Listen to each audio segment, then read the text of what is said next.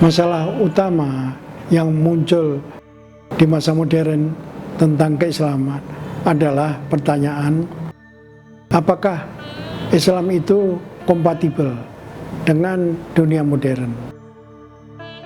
Nah, dari pertanyaan yang paling dasar ini timbul 3 isu yang utama.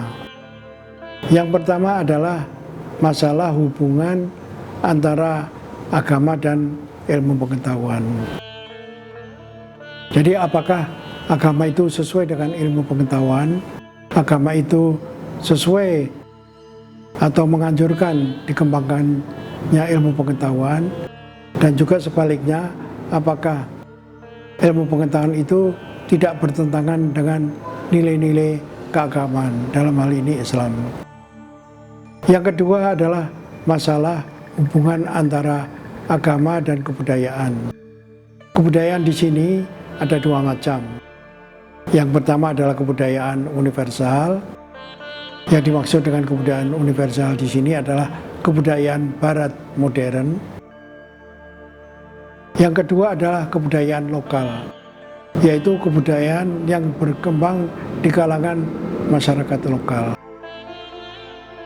Di sini pertanyaannya adalah, apakah nilai-nilai kebudayaan yang universal itu bertentangan atau merusak keyakinan ajaran keagamaan?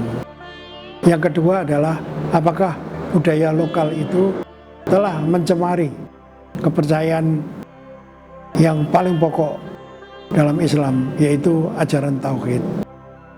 Nah, ini juga telah menimbulkan satu wacana yang cukup sengit.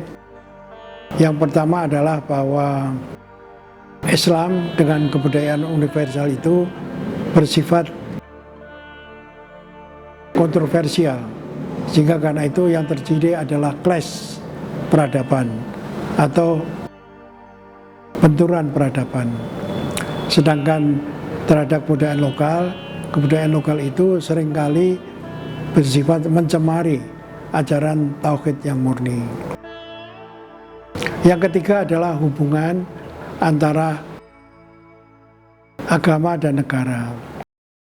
Nah, di dalam paham tradisional Islam, maka agama dan negara itu merupakan satu kesatuan.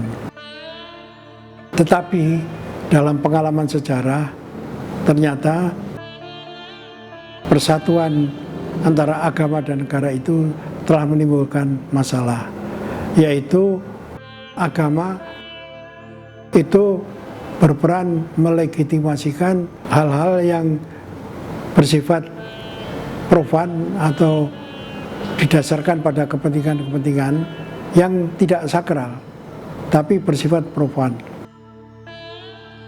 Sebaliknya juga, negara itu jika ikut mengurusi agama akan menimbulkan ketidakbebasan beragama. Karena apa? Karena intervensi negara itu tentu didasarkan kepada keyakinan terhadap suatu aliran pemikiran atau mazhab keagamaan tertentu. Padahal di kalangan umat Islam sendiri, apalagi di dunia pada umumnya, itu terdapat pluralitas pandangan keagamaan. Sehingga jika negara menentukan suatu aliran yang dipakai sebagai suatu dasar negara, maka dia akan menimbulkan sektarianisme yang tidak bisa diterima oleh agama-agama yang berbeda-beda. Karena itu maka yang menjadi tantangan yang paling besar pada umat Islam adalah bagaimana merumuskan relasi antara 3 hal tersebut, dan masing-masing saling berpengaruh satu sama lain.